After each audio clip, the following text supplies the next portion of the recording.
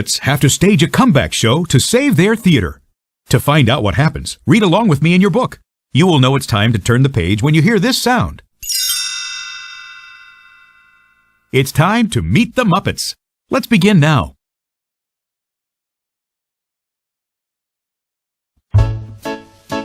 Walter and Gary were brothers who did everything together. They were roommates, and they lived in small-town USA. Walter had never really felt at home in small town, but he tried to focus on the fun times he had with Gary. They both loved riding bikes, singing and dancing, and the Muppets. They really loved the Muppets. In fact, it was Walter's dream to visit the Muppet Studios in Los Angeles. Gary and his girlfriend Mary were planning to take a trip to Hollywood to celebrate their 10th anniversary. And since the Muppet Studios was in Hollywood too, Gary decided to help Walter fulfill his dream. Besides, Gary would never leave Walter behind.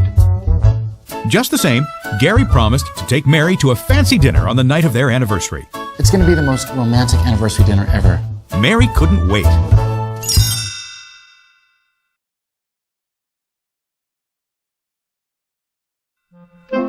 Walter was so excited to see the studio where the Muppets used to perform. He secretly hoped that Kermit the Frog would be there. But Gary didn't want Walter to get his hopes up. The Muppets haven't put on a show together in years. I don't think they use the studios for anything but tours anymore. Unfortunately, Gary was right.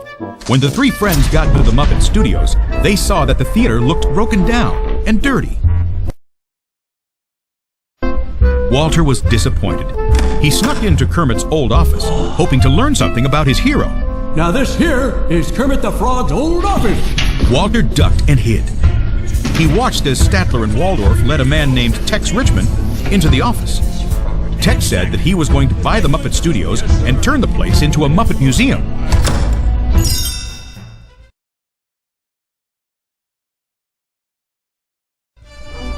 As soon as Statler and Waldorf left, Tex revealed his real plan.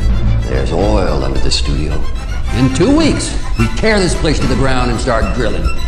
The only chance the Muppets had was to raise $10 million. That way, they could buy back their studio. Walter had to warn Kermit.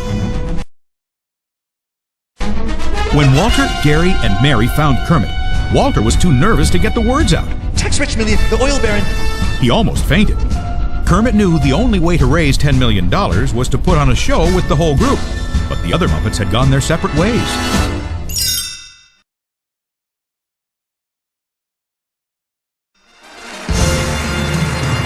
Kermit found Fozzie Bear performing in a stage show with the Muppets. They were kind of like the Muppets, only a lot meaner. We hired you and we can fire you, so get in here now! That's terrifying. Let's go. Fozzie couldn't wait to get away from the Muppets.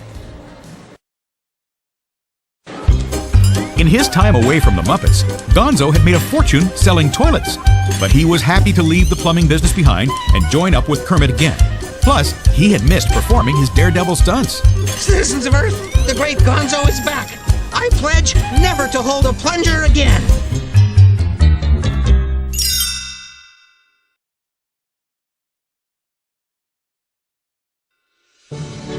Soon they had found Rolf, Animal, and the rest of the Muppets. They were all together again.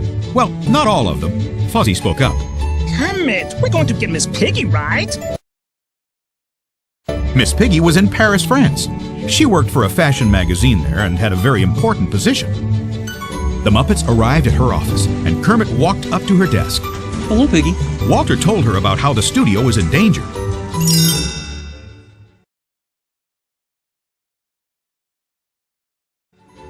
But she only wanted to speak with one person, Frog.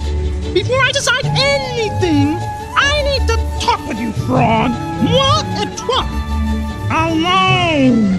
Kermit hadn't seen Miss Piggy in many years. They had had a big fight, and Piggy had left for France.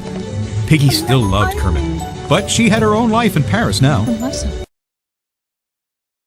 Kermit had to break it to the rest of the Muppets that Miss Piggy was going to stay in Paris. Disappointed, they all went back to Hollywood, and Kermit hired Miss Piggy from the Muppets instead.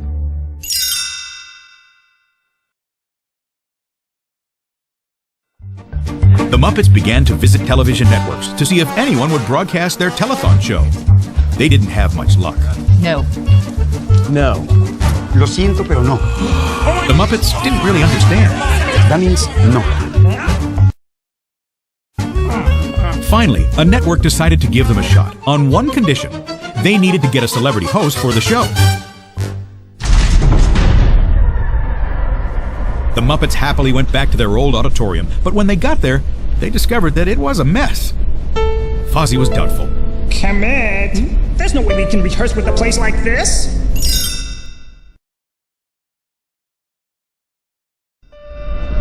But Gary would not give up. Mary, Walter, and I, well, we would be happy to help you rebuild the theater. The Muppets had a great time cleaning up the old auditorium. Gary noticed that Walter was fitting right in with his new friends. It made Gary feel a little sad to see his brother spending so much time with the Muppets. When Gary went to find Walter so they could clean the balcony, Walter was already helping Fozzie. The next day, Miss Piggy arrived. There's only one Miss Piggy, and she is moi. And with one karate chop, Piggy knocked out Miss Poogie. The Muppets were happy to see Piggy again, but everything else was a disaster. The timing was off in the opening song, most of the acts were rusty, and Kermit couldn't find a celebrity host.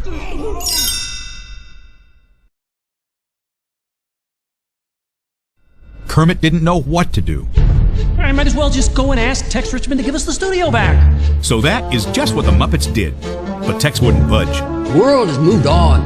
Now, get out of my office. Tex hated the Muppets because he had never been able to laugh. As if things couldn't get worse, Tex then revealed that he planned to replace the Muppets with the Muppets. Kermit felt defeated, but Piggy refused to let the oil baron tear down their theater. All right, listen up, you freaks. I didn't come 5,000 miles to not be on TV. And she led the Muppets on a mission to find a celebrity host.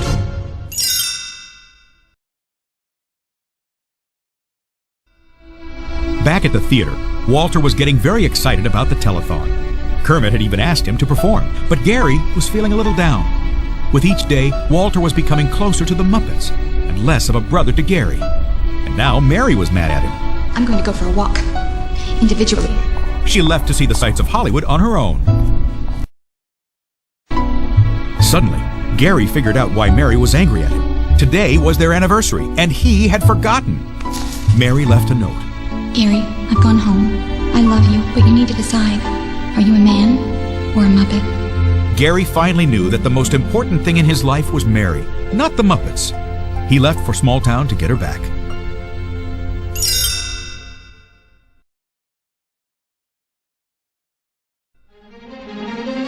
Meanwhile, Piggy and a few of the other Muppets had somehow kidnapped a Hollywood actor to host their show. When she told Kermit about it, he got hopping mad. Fozzie argued that saving the Muppets was more important than breaking the law. Kermit couldn't believe his ears. Do frogs even have ears? At last, everything was ready for the show. They had sets, they had acts, they had costumes, they even had a celebrity host, even if he kept trying to escape. The curtain was about to go up. There was just one problem. They didn't have an audience, which meant the producer from the TV network was not happy. Where's the audience? I knew you guys weren't popular anymore.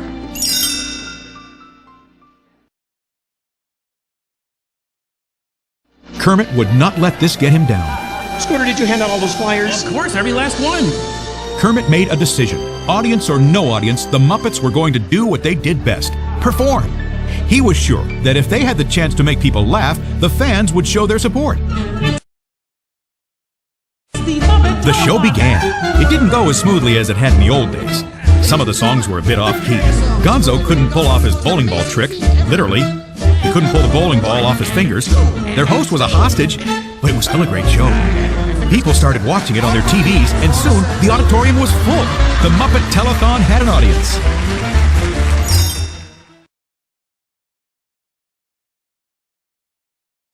When it was time for Walter's act, he panicked and ran off stage. He just wasn't ready to perform in front of all those people.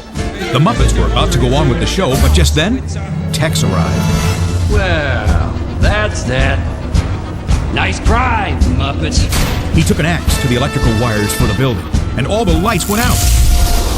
Luckily, Mary and Gary had returned just in time, and Mary fixed the lighting.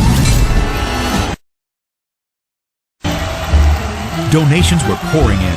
The show was raising a lot of money, but the best news was that Kermit and Miss Piggy had finally patched things up. Kermit admitted to Piggy that he had missed her. Maybe you don't need the whole world to love you. Maybe you just need one person.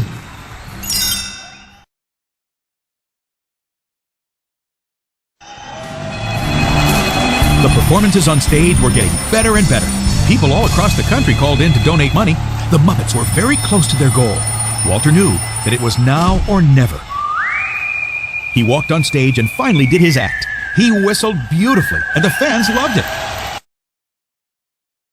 By the time Walter finished his song, the Muppets had raised $9,999,999. They just needed one more dollar. And that was when Tex knocked over a telephone pole outside, and the phones stopped ringing. The clock struck midnight, and it was all over. Tex had won after all. Game over, Kermit. You lost.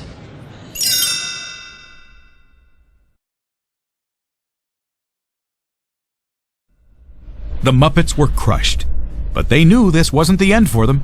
Kermit encouraged his friends. Let's just start at the bottom and work our way back up to the top. Let's all walk out through these doors with our heads held high. As a family. And when they stepped out of the theater, a cheering crowd was waiting for them. Tex was infuriated. Just then, Gonzo finally finished his bowling ball trick. Hey guys, I think I finally worked out how to... The bowling ball flew off his hand and right into Tex's head.